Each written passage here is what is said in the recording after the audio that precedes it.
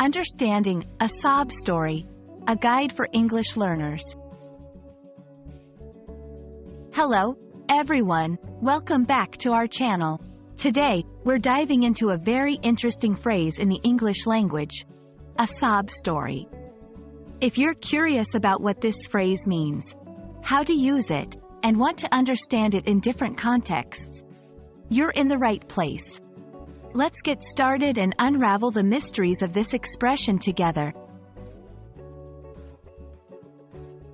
A sob story refers to a tale or narrative that's overly emotional or designed to evoke pity from the listener. The key here is that it's often seen as exaggerated or manipulative. It's not just any sad story, but one that seems to be told with the intent of getting sympathy, help, or favors from others. Understanding where phrases come from can help us use them better. The term sob story likely originated from the idea of someone sobbing or crying while telling a sad story. Over time, it became associated with stories that are not just sad, but also seen as a way to manipulate the listener's emotions.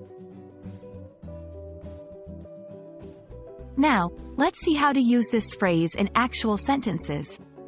1. I've heard her sob story many times, but I'm starting to think she exaggerates it to get attention. 2. He gave the teacher a sob story about why his assignment was late, hoping for an extension.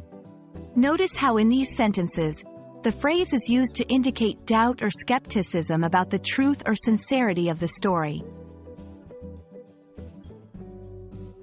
It's important to understand the context when using or hearing a sob story.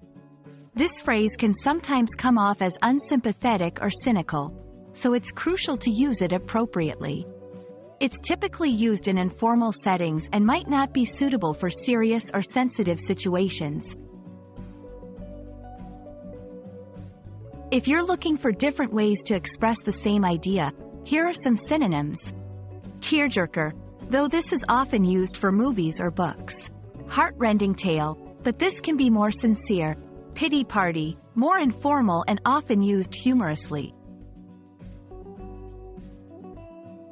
There you have it, a comprehensive look at the phrase, a sob story.